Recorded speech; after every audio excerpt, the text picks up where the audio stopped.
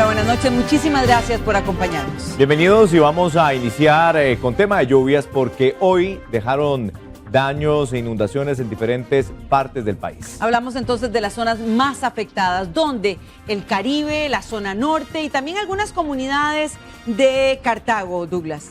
Los aguaceros provocaron el desbordamiento de ríos, alcantarillas e inundaciones en caseríos en sitios como Guapiles.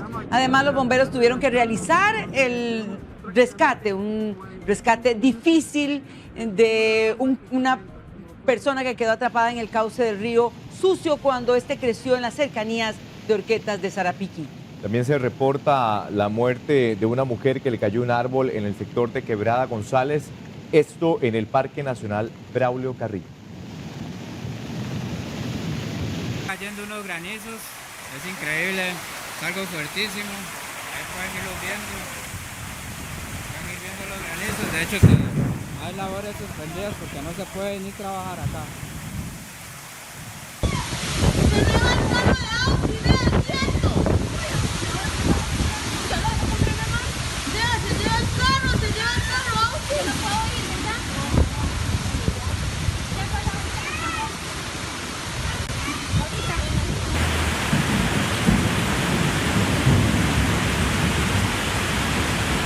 Estas son parte de las imágenes de lo que sucedió esta tarde. Escuchábamos cómo la gente decía granizos en algunos puntos.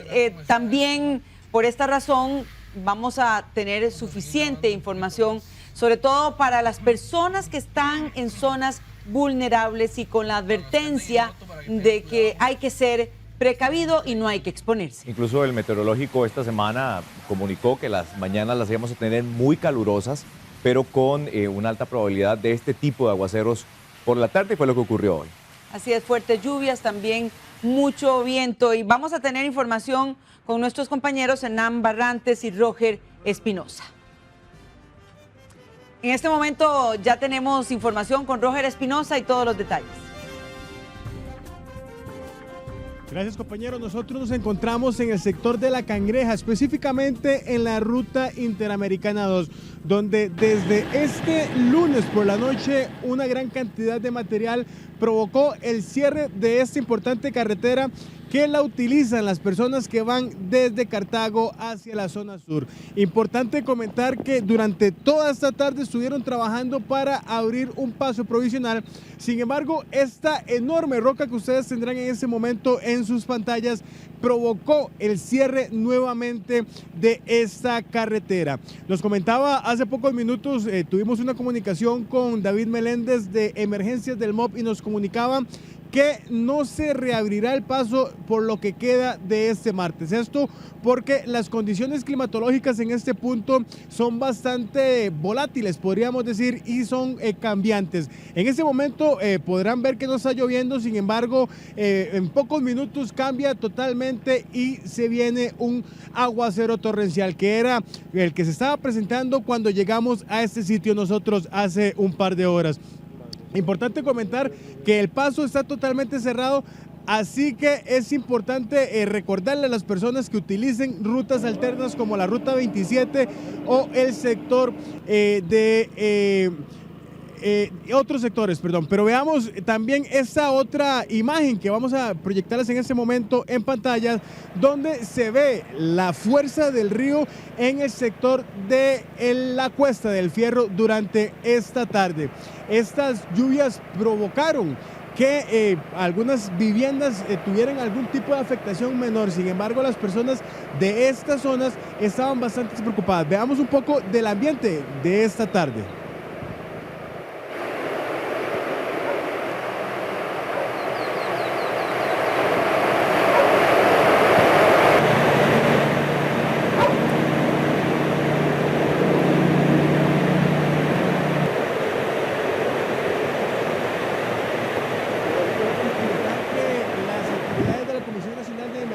Siguen en la vigilancia constante de los diferentes puntos donde se han presentado afectaciones por las lluvias. Como decían ahora los compañeros allá en el estudio, en la zona del Atlántico, en la zona norte, también se presentaron inundaciones y deslizamientos que sin duda alguna afectan a las poblaciones de estos lugares de nuestro país.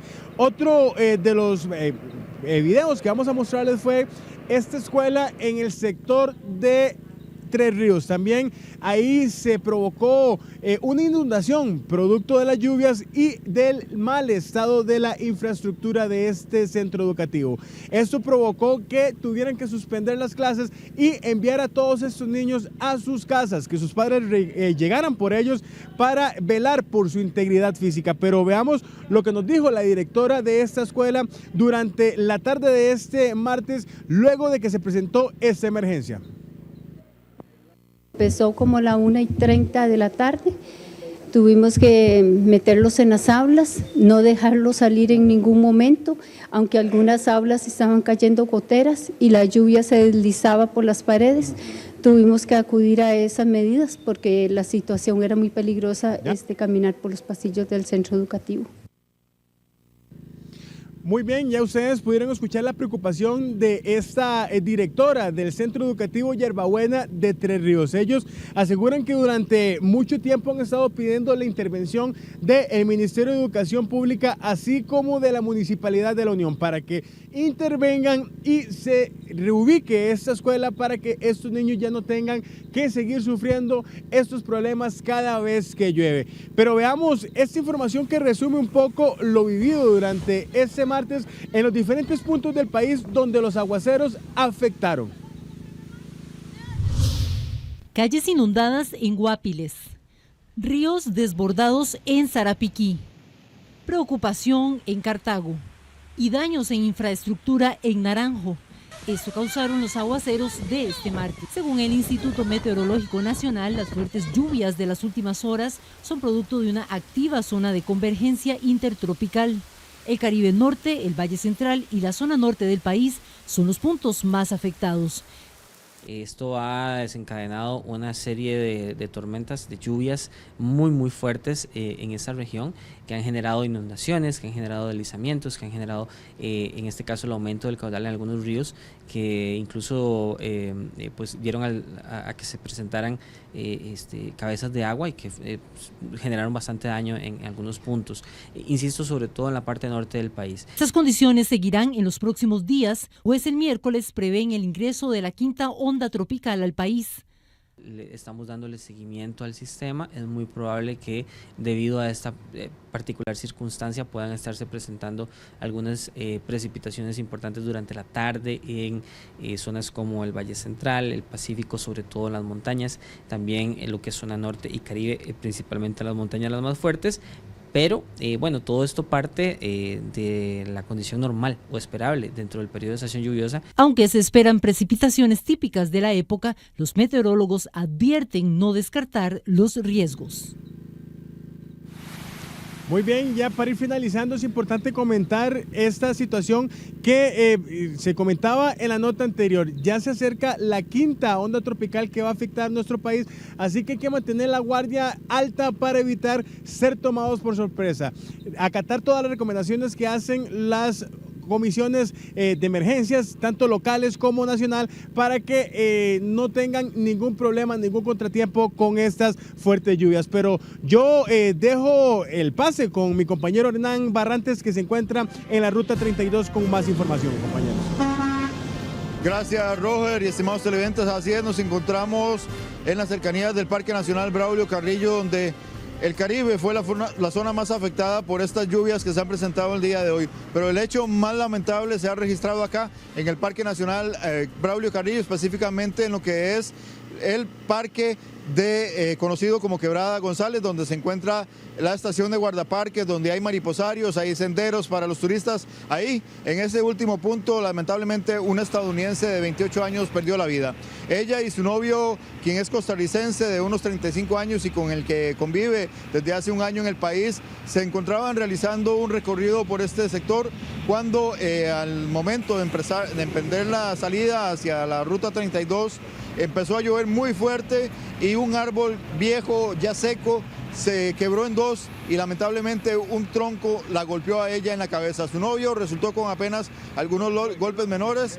Las heridas que le causó a la mujer de 28 años lamentablemente le quitaron la vida en el lugar de los hechos. Esto se da del ingreso que está contiguo a la ruta 32, un kilómetro montaña adentro. Son senderos donde inicialmente unos 100 metros tienen recorrido arreglado, mientras que el resto ya es montaña pura, son trillos dentro de la montaña y ahí es donde se da lamentablemente esta emergencia. Este caso se dio a eso de las 2 de la tarde cuando ellos intentaban salir debido a la cantidad de lluvia. Ellos en ese momento se encontraban solos, no entraron con ningún tipo de guía y lamentablemente se da la tragedia. Conversamos con el encargado del Parque Nacional, el funcionario del SINAG, así como personeros de la Cruz Roja, quienes tuvieron bastantes complicaciones para lo que fue el rescate.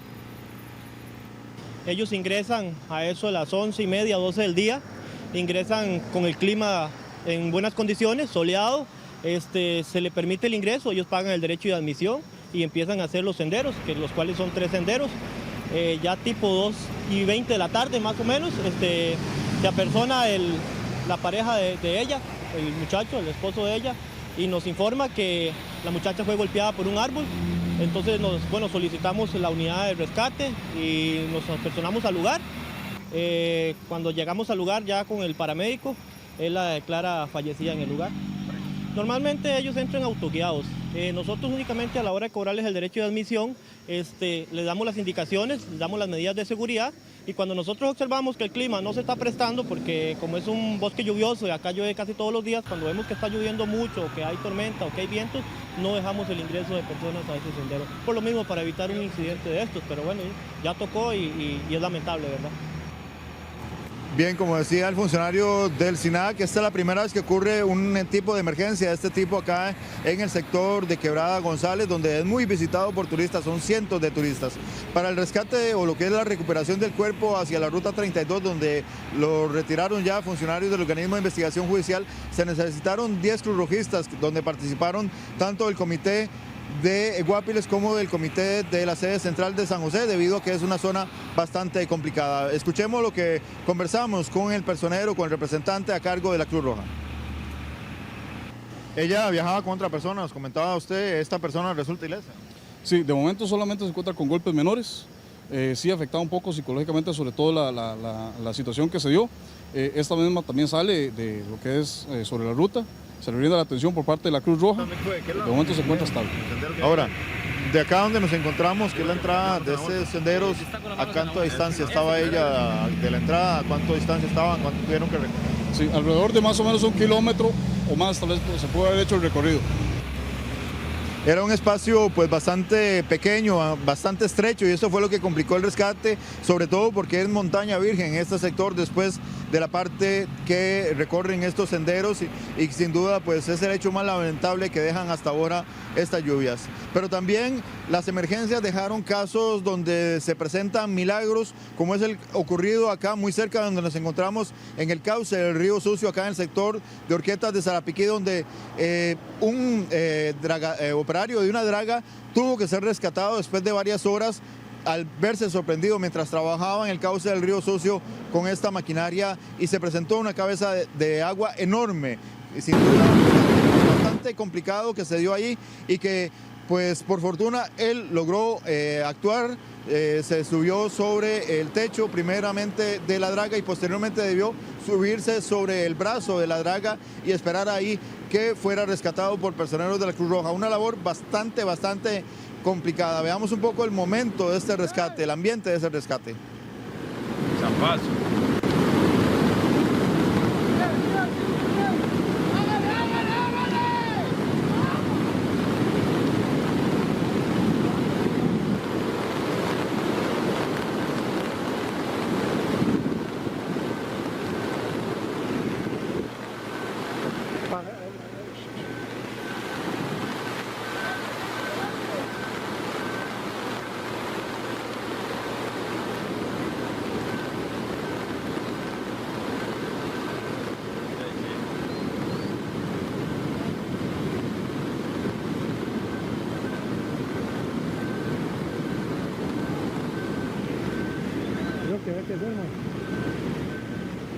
Impresionante estas imágenes, y fueron cerca de 2 horas lo que permaneció esta persona sobre el brazo de la draga hasta que finalmente personeros de la Cruz Roja y de bomberos lograron sacarlo, extraerlo y llevarlo a zona segura. Él está ileso totalmente, es un verdadero milagro que se ha presentado, una situación que se contrapone a lo que se vivió en Quebrada González. Mientras que en Quebrada González esta turista estadounidense lamentablemente fallece, este hombre logra sobrevivir tras permanecer estas 2 horas prácticamente en un espacio reducido, no mayor a 50 centímetros, donde la corriente amenazaba con llevárselo y donde, de haber sido así, lamentablemente la historia también sería diferente. Son rostros de la emergencia que ha dejado esta tarde los fuertes aguaceros que afectan al país y que podrían repetirse el día de mañana, miércoles, con la llegada de esta quinta onda tropical que ya anunció el Instituto Meteorológico Nacional y que está generando pues una alerta, sobre todo en estas zonas del Caribe, donde podría generar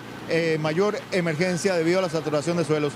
Conversamos también con personeros que trabajaron en el rescate de esta persona, de la draga, del operario de esta draga, y esto es lo que nos comentaron.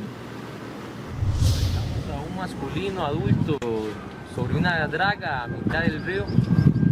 Intentamos varias técnicas de rescate, con lanzamiento de tropa, solo que al estar un poco alejado de la orilla fue un poco difícil. Al bajar el nivel del agua se coordina con una grúa articulada, la cual ingresa hasta donde está la víctima y logrando extraerla de manera satisfactoria.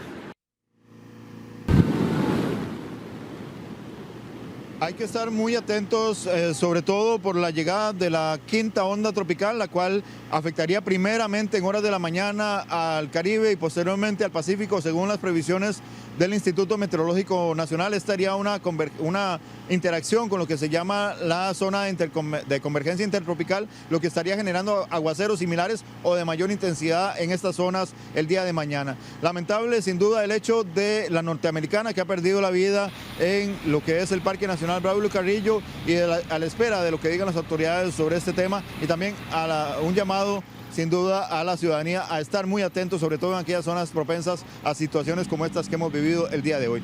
Desde la ruta 32, acá en el Braulio Carrillo, Hernán Barrantes, Noticias Repetel. Muchísimas gracias, Hernán, por este reporte, también a Roger Espinosa. Recordar además que son 8 puntos vulnerables que están identificados en gran área metropolitana, así que hay que tomar las previsiones y de verdad hacer caso a la advertencia de las autoridades. Porque las lluvias van a continuar, así que entonces hay que estar preparado. Bien, vamos a cambiar de tema porque la velocidad y el alcohol se combinaron para que un vehículo con 2 ocupantes se saliera de la calle, destruyera parte de 2 viviendas en Puriscal. De milagro no hubo muertes. ¿Cómo se recuperan ahora los propietarios? Ya el conductor, a esta persona la demandaron y no responde por los daños.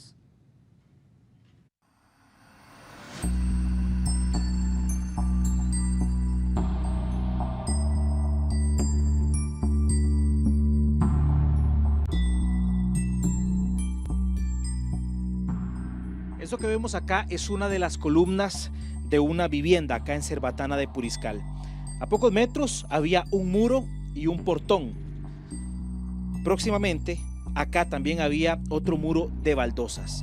Imagínense ustedes la velocidad y la potencia con la que tuvo que venir un vehículo para derribar todo esto. Un impacto que por supuesto alertó a las 5:30 de la mañana a todas las personas que estaban allí. Fue duro lo que se escuchó. Y ya el carro completamente destruido. Sí, claro.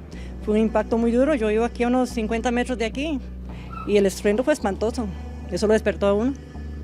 Muy cerca del cuarto donde duermen sus papás. Sí, esa fue la impresión y lo que uno, bueno, lo descontroló a uno porque llegar y observar ese tan aparatoso eso y saber que aquí es donde duermen mis papás. Así quedó incrustado este carro en la propiedad. Destruyó parte de 2 casas. En el cuarto del frente dormía doña Irma y su esposo don Asdrúbal. Nosotros nos levantamos y vimos todo eso, ya como estaba el carro metido ahí. En ese momento el muchacho y la muchacha salieron del carro, ¿hablaron con usted? No, cuando nosotros salimos ya ellos no estaban en el carro, se habían ido. En el instante que pasó ellos salieron. ¿Se fueron hacia dónde? Y para allá, porque ellos viven allá abajo, entonces fueron por ahí. Después fue que regresaron. Después regresaron, sí, ya con el resto de la familia. El accidente ocurrió la madrugada del domingo, y desde ese momento en la casa no hay electricidad. De ahí había un portón. Todo lo que se llevó fue el muro, la verja y el portón que había aquí corredizo. Aquí había un portón corredizo como de unos 3 metros era. Y después las baldosas de... Pasó las baldosas del vecino allá hasta el otro lado, pegó a la pared del otro vecino de las casas que están a la par. Esas casas son de alquiler, esas casas son unos departamentos. Se apió todo lo que se llama ahí, la ventana, la puerta, todo se lo llevó. Y aquí se llevó la otra cerca del vecino. Según declaró el conductor, recién regresaba de Estados Unidos junto a su pareja, una norteamericana. Alquilaron el carro y ambos estuvieron ingiriendo licor. Cuando estaban a 500 metros de llegar a su casa, se salieron de la carretera y se accidentaron. Solo la mujer necesitó atención médica. ¿Ya hoy usted fue a poner la denuncia en la fiscalía? Ya vengo, andaba a poner la denuncia porque yo le iba a poner ayer, pero andaba en otras vueltas allá en el INSS. Bueno, ahora de último me atendió el juez, me dijo que iba a averiguar todo para pasarlo, yo no sé, ahí me explicó, para que él no pueda salir de Costa Rica, y que iba a hacer todo eso, y que tenía que enviar un documento a la IJ también, porque aparentemente ellos también tienen que venir. Eso fue lo que me dijeron ahora ya al final. El vehículo cuenta con las pólizas de daños. En la otra vivienda ya repararon la ventana y la puerta que destruyó. Ahora el OIJ deberá presentarse a valorar los daños y realizar así un informe para que el caso se lleve por la vía penal. Al ex jefe de la sección de drogas del OIJ de San Carlos lo sentenciaron a 5 años de prisión por pasar información a narcotraficantes. A este agente judicial lo venían investigando desde el 2015 por algunas denuncias que se presentaron en su contra. Responsable de haber cometido 4 delitos de divulgación de secretos en perjuicio de los deberes de la función pública, un delito de favorecimiento personal en perjuicio de la administración de justicia, por lo que se le impone 1 año de prisión para cada delito, para un total de 5 años de prisión. El caso es muy particular y la sentencia causó conmoción en Ciudad Quesada, en la zona norte. Pese a una acusación por 4 delitos, al final los jueces lo condenaron por 2, divulgación de secreto y favorecimiento personal. La pena establecida fue de 5 años. Sin embargo, por el beneficio condicional de la pena, es decir, por tener un expediente limpio, al final quedó en 3 años. O sea, no tendrá que cumplir prisión. La investigación contra el exagente de apellido Hidalgo inició desde el 2015.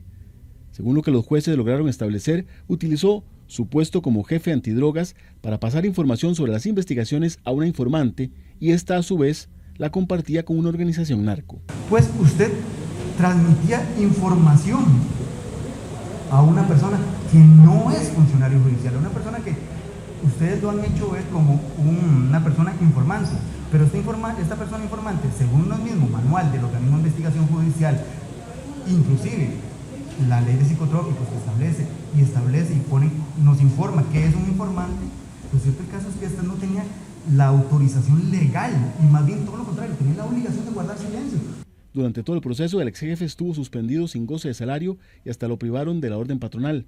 Ahora habrá que esperar el periodo de apelaciones, tanto de la Fiscalía como de la Defensa.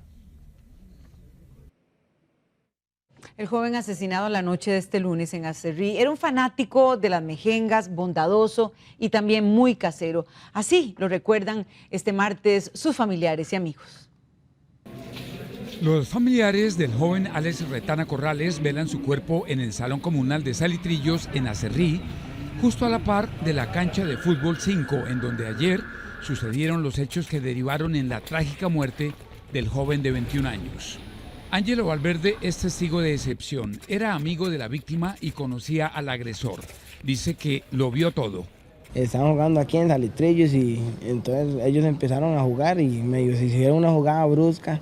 Entonces Alex le dijo, man, juegue, y que usted tiene fútbol y no sé qué, entonces le hace brando, man, por eso tiene el ojo así, le hace brando. Y man, el primer informe se le dije a Alex antes de decir las varas.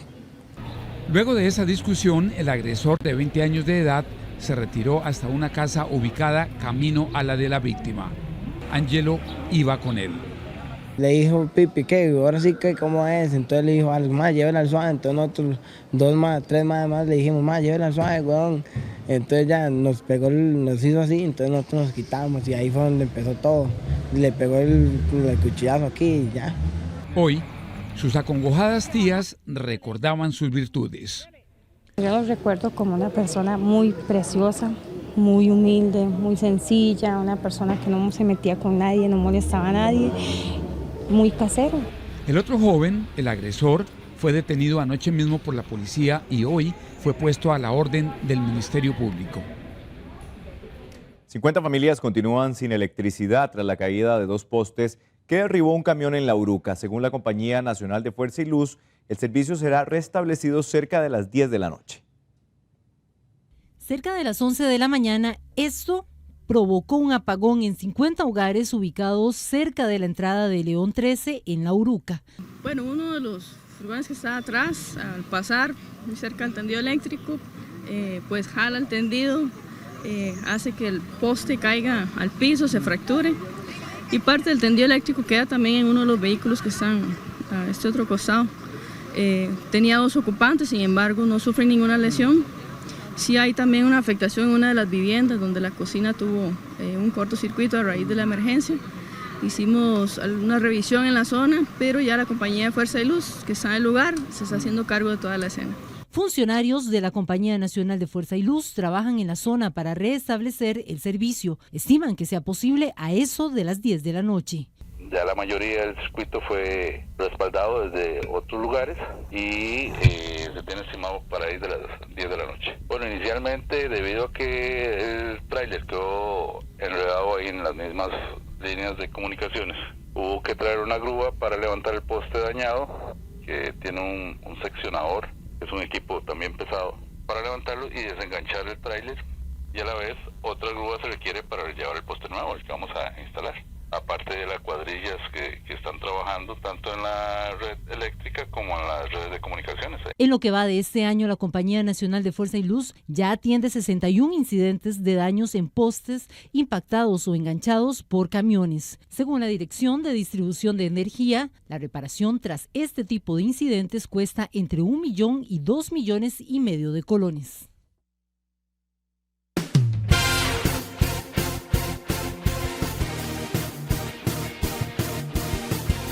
Todo listo, prácticamente ya con el Mundial encima. La selección también ya está en Rusia, pero tenemos detalles con deportes. Y creo que una muy buena bienvenida diríamos a los seleccionados. 7:31, muchísimas gracias por continuar con Noticias Repretel. En el Hospital San Vicente de Paúl, en Heredia, no hay sillas de ruedas. Los pacientes se quejan porque muchas veces al llegar no encuentran una sola silla disponible para trasladarse dentro del centro médico.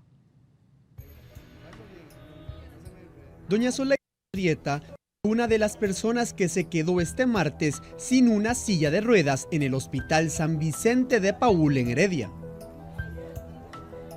La señora de 87 años de edad acudió a una cita médica, pero al no encontrar sillas de ruedas disponibles, debió trasladarse a pie durante 2 horas a pesar de sus dolencias. Hay que ver con quién se habla o a quién, para que ayuden todo eso, porque es muy importante para uno que tiene que estar viniendo al hospital y uno que es mayor y ahí no hay las comodidades que necesita. Ella llegó acompañada de su hija, quien explicó la difícil situación que tuvieron que vivir. Yo tengo que ir con mi mamá y andarla caminando, ya tiene 87 años.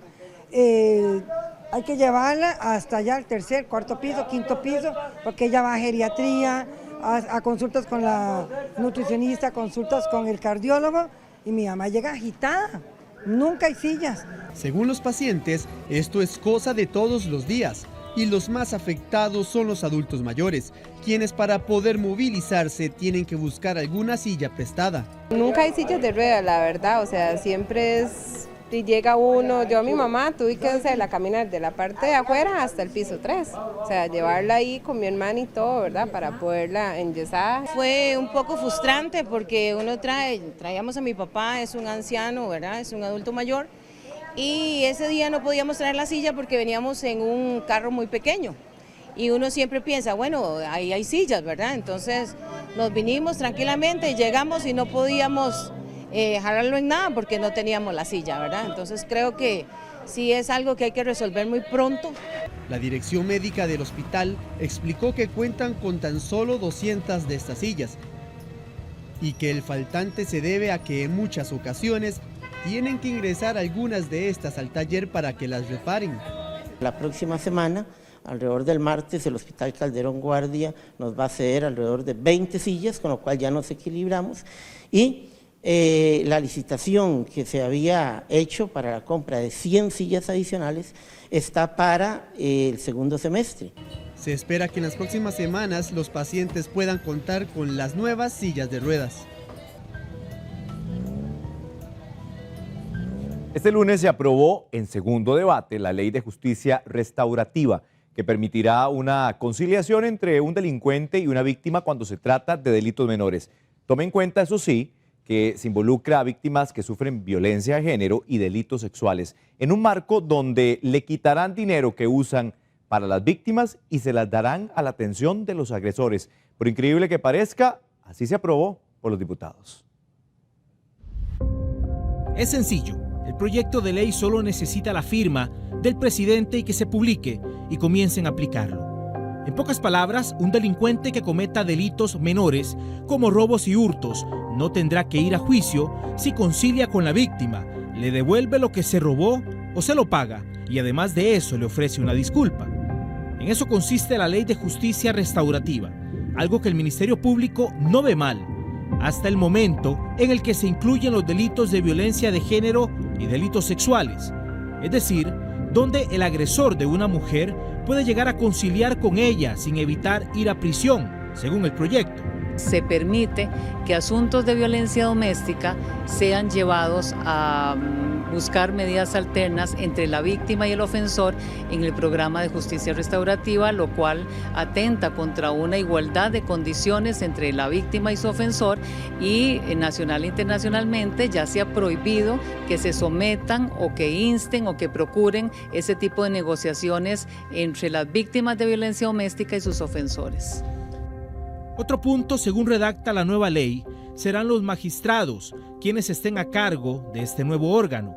Ellos tendrían la potestad de definir cómo usar los recursos, nombrar personal y establecer cómo se organizan las oficinas.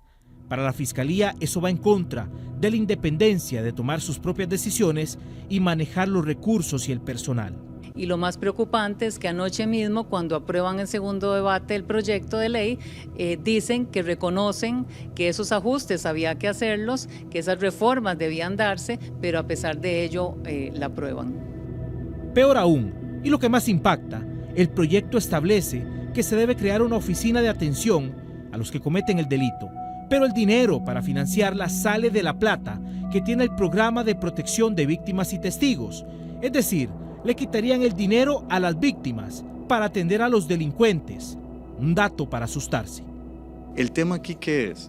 Que por un lado estamos atendiendo y fortaleciendo a las víctimas y la misma oficina, nuestros profesionales, están atendiendo también a los ofensores.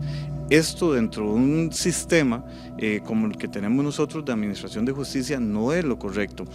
Que es importante, no tenemos duda, pero que no estamos de acuerdo que se vaya a financiar con los recursos ya de por sí escasos que tienen las víctimas. Imagínense que el presupuesto de las víctimas durante el 2017 fue de 117 millones de colones, esto en alquiler, diarios y útiles escolares. Por su parte, el presupuesto para el programa de atención de delincuentes y agresores es de 300 millones de colones al año, es decir, para atender a los malos se le quitaría toda la plata que se tiene para atender a los buenos y hasta se necesitaría casi el triple de dinero, por increíble que parezca. La primera solución ante el error, según la Fiscalía, es presentar un recurso de inconstitucionalidad para establecer las correcciones, que sería una, que el Ministerio Público defina cómo utilizar los recursos, dos, que se excluyan o se saquen del proyecto los delitos sexuales y de violencia de género, y tres, que el presupuesto salga de toda la Fiscalía y no solo del programa de víctimas. Varios fiscales redactan el recurso que lo presentarán a la Sala Cuarta en los próximos días. El gobierno no descarta vetar la ley precisamente que busca penas alternativas a la cárcel a quienes cometan delitos menores. Los diputados están dispuestos a realizar, eso es lo que han dicho, cambios al proyecto, aunque ya, como veíamos, lo aprobaron en segundo debate. La presidencia tiene 10 días para analizar el proyecto de ley de justicia restaurativa. El ministro Rodolfo Pisa confirmó que aprovecharán este espacio para analizar las críticas hacia el proyecto que ha hecho la Fiscalía y el INAMU. Incluso no descartan vetar la ley. El gobierno valorará las inquietudes y las recomendaciones de las autoridades judiciales para tomar la decisión sobre el proyecto de ley en los próximos días. A la Fiscalía le preocupa que se le quiten los fondos destinados a la atención de víctimas para usarlos en estos procesos restaurativos, pero los diputados dicen que estarían anuentes a hacerles enmiendas a la ley. Ella considera que no se debería utilizar recursos del programa de testigos y víctimas para el programa de justicia restaurativa, aunque lo que dice el proyecto es que de ese programa se utilizará recursos para las víctimas de justicia restaurativa, no dice para el ofensor. Si hay un tema de discusión en cuanto a la interpretación de un artículo, nos comprometimos a hacer un proyecto de ley donde enmiende esa interpretación, pero el proyecto de ley debía pasar porque es un proyecto de ley país. Para los diputados es menos costoso someter a los ofensores a un proceso restaurativo en delitos menores a los 3 años que someterlos a un proceso judicial ordinario. Un imputado que utilice la justicia restaurativa nos cuesta a todos los costarricenses 339.000 colones y cuando va por vía ordinaria nos cuesta 6.5 millones de colones. La ley fue aprobada en segundo debate este lunes y tendrá que ser firmada por el presidente Carlos Alvarado para que comience a aplicarse. Más de 2.000 personas al año sufren lesiones graves producto de accidentes de tránsito. Cada vez son más los que pierden en calidad o incluso años de vida en las carreteras, generando además grandes costos para el Estado. A escasos 200 metros de mi trabajo, un vehículo ahí se salta un alto y yo al verlo intento disminuir la velocidad lo que pude, pero la calle está húmeda, no me permitió frenar. Y es duro, es fuerte, es algo que por dentro te cambia la vida. Con 30 años y 2 hijas, este liberiano vio su vida dar un difícil y radical giro. La irresponsabilidad de un conductor al brincarse un alto lo tiene en esta cama, luchando por volver a caminar, por volver a empezar. Y el único reto que tengo a vencer es, vencerme a mí mismo, romper esa discapacidad que tengo ahorita por el momento, digamos, y saberla llevar. Si el día de mañana vuelvo a caminar, será algo muy importante, y si no, pues aprender a vivir con ello. Él es solo una de las más de 2.000 personas que año a año sufren amputaciones o lesiones graves debido a accidentes de tránsito. Amputaciones que cada vez vemos más frecuentemente, digamos, de personas activas, jóvenes, entre los 17 a 35 años. Carga a la familia, al Estado, a los hospitales y a los mismos empleadores, ¿verdad? Entonces, esto sí se nos ha incrementado en los últimos años por la severidad de los casos que estamos viendo. Según un estudio realizado por la doctora Yareli Carmona, en el 2016 se perdieron 680 años de vida por cada 100.000 habitantes. Muchos motociclistas pierden más de la mitad de los años que podrían vivir. Pero además, la cantidad de conductores que sobrevive con alguna discapacidad o amputación va en aumento. Las principales edades para lo que son tanto muerte como discapacidad son entre los 15 y los 29 años. Entonces, una persona que a los 20 años tuvo un accidente y quedó con una discapacidad, cuando el promedio de vida es 80 años, pierde completamente una gran cantidad de años a lo que es su vida. Y esto, tanto para lo que es el Estado, es un gran problema de salud pública. Esto genera también gastos al Estado por atención médica. El costo promedio por persona cuando muere es de casi 12 millones de colones y si queda con alguna discapacidad de 5.500.000 colones. Para los sobrevivientes también significan serias dificultades para insertarse en el campo laboral. Un vehículo, sea el que sea, ya por usted montado, es un arma. Y esa arma no solo apunta a usted, apunta a todo aquel que esté de frente suyo. Según una estimación del Programa de Investigación en Desarrollo Sostenible, los costos de choques en accidentes de tránsito podrían equivaler a más del 2.6% del Producto Interno Bruto. Un estudio reciente señaló que 28,000 niños con edad para asistir a preescolar no lograron ingresar a las aulas, un problema que se presenta principalmente por falta de recursos en las familias. Esto lo veremos en el siguiente resumen. Un estudio reciente señaló que 28,000 niños con edad para asistir a preescolar no lograron ingresar a las aulas. Este problema se presenta principalmente por falta de recursos en las familias. Para el 2019 el preescolar será requisito obligatorio y para este año se espera llegar al máximo nivel de cobertura. El 40% de los consumidores espera un 2019 no muy alentador en su economía familiar.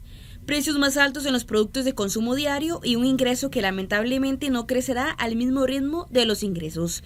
Este panorama de pérdidas en la capacidad de compra es el que advierte la Cámara Costarricense de la Industria Alimentaria en su Congreso Nacional esta semana. Este es uno de los temas que reúne a la Cámara con los empresarios costarricenses para analizar la economía nacional y el entorno político en que se mueve el mercado centroamericano. Bien, con esto llegamos al final de los deportes. Yanani y Douglas, que pasen buenas noches. Muchísimas gracias. Igualmente. Ya aquí nerviosos nosotros. Claro, ya las sensaciones empiezan a elevarse, ¿verdad?